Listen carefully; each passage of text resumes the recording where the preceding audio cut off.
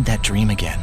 My small business needs to hire, but I don't use LinkedIn, and I hire wrong. So then I'm doing IT, and when I go to plug the servers in, they become sentient, and they won't let us access our network unless we forward their chain emails and memes to more and more and more people, and then I wake up. Don't let hiring nightmares ruin your dreams. LinkedIn Jobs' new AI assistant finds and invites best fit candidates to apply, so you can discover talent you may have missed. Post your job for free at linkedin.com/quality. Start hiring today with LinkedIn.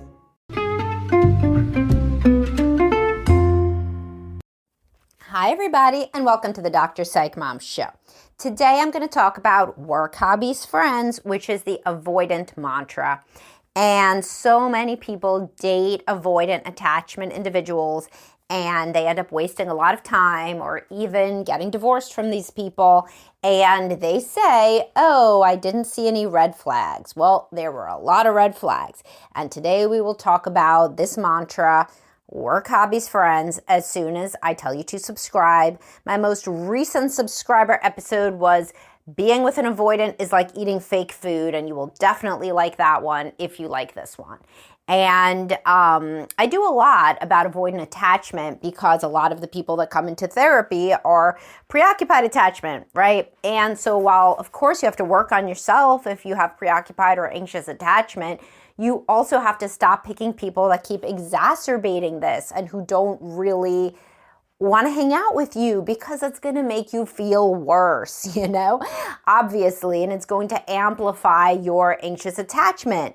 So one of my goals, I work with a lot of people dating after divorce, is to help them identify avoidance, because you do not want to do that if you don't have to. And of course, if you're already married to somebody with avoidant attachment, you have children, etc., yes, you should be working on this in therapy. You should be trying to do anything you can to save your family and to keep the relationship going. Certainly owe it to yourself and your kids to do that.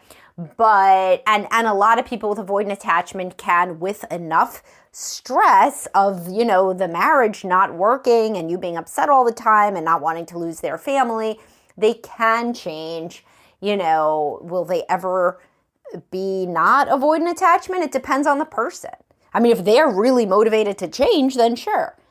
But if you're just dragging them in and they're fighting tooth and nail, then that's less helpful. But anyway, this one is about how to understand what this mantra is and how does it impact how you should experience somebody with potentially avoidant attachment. Okay, so work, hobbies, friends. This is classic. These are the classic interests and priorities of somebody with avoidant attachment. They love work because work is like super impersonal. I mean, honestly, everybody there is supposed to be in work mode. So the same corporate jargon that many people hate because it feels inauthentic, the avoidant loves that stuff. They use that stuff in couples therapy. They'll use business jargon terms when they're sitting across from their crying partner, right? Because they fear and dislike and feel averse to emotional closeness. And sometimes they don't actively fear it, but they just dislike it because they were trained to dislike it. So they fear it subconsciously, but on the conscious level, they just don't like it. They don't like somebody trying to drill too deep into them. It feels very uncomfortable. It feels smothering and stifling and constricting, as I've discussed so many times in all of my other podcasts on attachment. And so work is perfect. They get rewarded for being impersonal, for not taking things personally. That is ideal at work. That is how you rise through the ranks, is not taking things personally. And people who are anxiously attached and who engage in anxious attachment behaviors in the workplace, taking things personally or being too needy or asking too many follow-up questions or asking for too much reassurance, those people are looked down upon for not being professional. So work is perfect for avoidant attachment people. It is really where they can shine. The next one is hobbies. That is another one where if you are together with somebody doing your hobby, it is not about you and that person. It is about the hobby. So it is a very low emotional lift. You don't have to put yourself out there. You don't have to be vulnerable. If you, for example, like CrossFit, and then your buddy also likes CrossFit, or you make a friend at CrossFit, you don't have to think, would we be friends? Like, are we deeply compatible? No. You both like CrossFit. That's why you're there. That's why you're interacting. It is a face-saving mechanism. You don't have to put yourself out there. You do not have to be vulnerable. Basically, you both have to like CrossFit and you have to show up to CrossFit, and then you're fine. And so again, that is very, very useful and comforting to the person with avoidant attachment. They can engage in a relationship that is in the background of an activity. And also, they can engage in solo hobbies. And so based on whether they're an extrovert or an introvert, as somebody with avoidant attachment, because avoidant is the attachment style, but of course you have a personality, obviously, as well. And so if you're an introvert, then as a person with avoidant attachment, you'll engage in long solo hobbies and hikes and rock climbing or fishing, whatever it is, it's going to be mostly alone because you like being alone. And you do not want anybody to bother you with too much talking or emotional expression. And so doing your hobbies alone is great, and of course our culture right now, we're at a time in our zeitgeist where engaging in independent hobbies is great and it's wonderful and it's really socially condoned. So then the person with avoidant attachment feels very empowered. They feel like they're doing the quote right thing to do these independent hobbies. If they were to say they went on a solo hike for 12 hours, most people in their, at work, back to work, most people say, wow, that's so awesome. Like, why? Why is that so awesome? But we're just at a moment culturally where independence and, and not needing anyone and only doing what you want is considered awesome. So people wouldn't say basically like, well, what about like the people that love you? Didn't you want to spend any of your weekend with them? Like as they might have in other generations, but instead, and I talk about this with women and with men. I have a podcast episode called Being Alone. Being happy alone is the new female ideal. And so whether you're a man or a woman, being happy alone, that's supposed to be number one. That's like the best indicator of mental health. But I disagree, of course. I mean, we are an interdependent species. We couldn't even survive alone. We are mammals. From the moment that we're born, we need somebody else. But that is not where our society, that's not the point that we're at right now socially. Certainly things will swing back. Everything socially is a trend. And maybe in the next generation, it'll be considered very dysfunctional to go out for a solo hike for 12 hours, and people say, what about your loving family? But right now we're not there. So avoidant people get a lot of praise for engaging in these hobbies, whether solo or with anybody else, right? And of course, the next one is friends. Now you may say friends, but that's a vulnerable experience of opening up to another person. Not so for the avoidant, friendships are whatever you make of that. So a friendship, often avoidants prefer friend groups. And it's interesting because friend groups are very in fashion now, more than best friends. When I was young, and I'm 44, when I was growing up, having a best friend was very important, and everybody had a best friend. All the girls had a best friend, and then there was some vying and jockeying for like who's going to be like the best friend, and sometimes there was like a threat, to the best friendship, but everybody knew who everybody's best friend was, and yes, there were people as we got older, especially go out in a group, but even within the group, there seemed to always be best friends, special kind of alliances, right? And that is not really the case anymore. Now, again, you got to understand everything in a cultural zeitgeist, and it is the age of the friend group.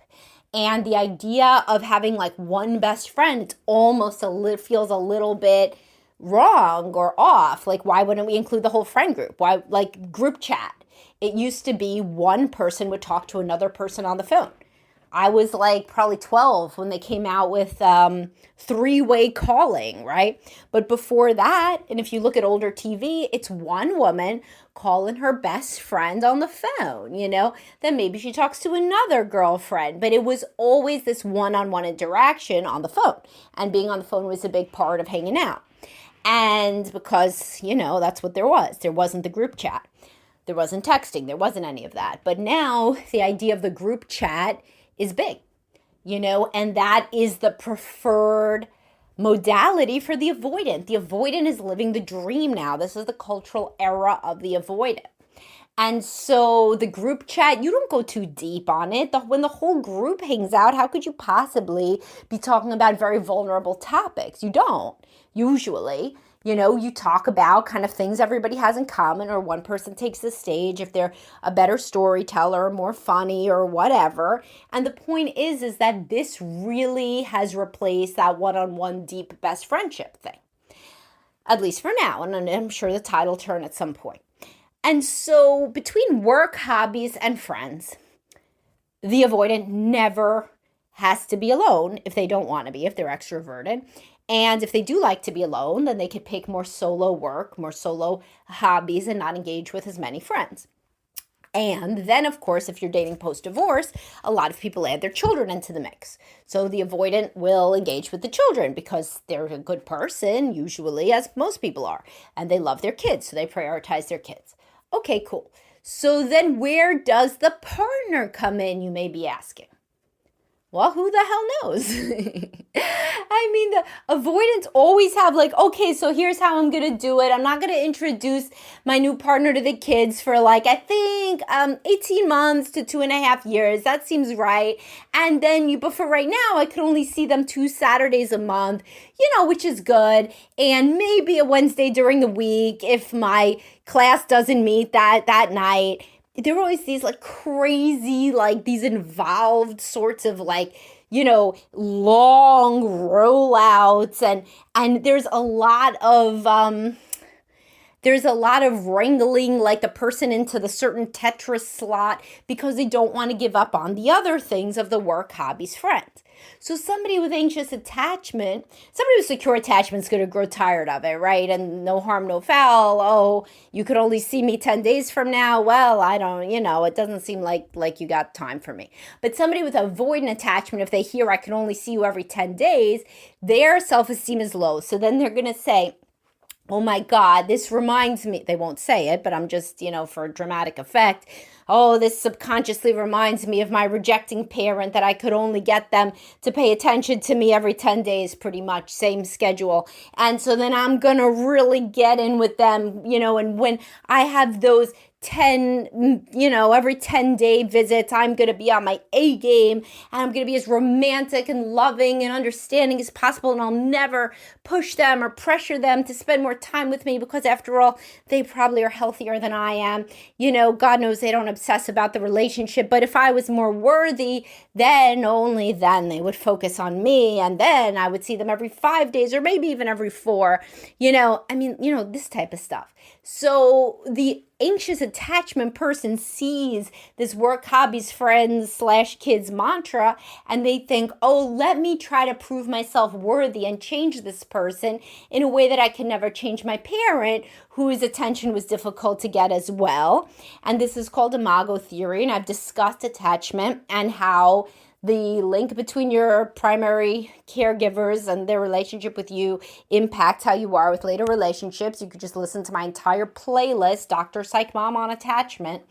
And the point is that you're looped into it and you're trying to jump through these hoops and make yourself as small as possible to fit into the schedule box that you're allowed. But then the honeymoon stage fades and you think, why am I doing this? Why am I only seeing this person every 10 days? And then to their credit, the avoidant attachment person says, but I always told you I could only see you every 10 days. When, all right, fine, you want to get married? Fine, we'll get married. Then will you be happy? Then will I be able to go on solo 12-hour hikes in peace? And you say, sure, because you don't understand that what you want is not more time. It's somebody who wants to be with you, which is what the avoidant cannot deliver. And I have a podcast episode, Why No Amount of Time with Your Avoidant Attachment Husband Will Be Enough. And that really sums up how this ends up. So if you are dating somebody who has this work, hobbies, friends mantra, and you feel that you are always the fourth to that, and maybe they don't have one of them, but the one that they have, maybe it's all work, maybe it's all hobbies, maybe they're independently wealthy and they only have a punishing schedule of hobbies. Either way, if you do not feel prioritized and you feel like you're initiating all the plans and that you have to make yourself small enough to fit into this person's prescribed place for you in their life, that's a bad sign. And I hope you enjoyed this, and I hope it was a good pep talk if you are involved with somebody who tends toward avoidant attachment, to reevaluate the relationship, get your ass into therapy and say, why am I hooked into this? Why am I addicted to this feeling of trying to convince somebody to love me? All right, guys, I hope that this gave you something of import. And of course, subscribe to listen to my previous one on the avoidant partner being like fake food. And I'll talk to y'all soon. Have a great day.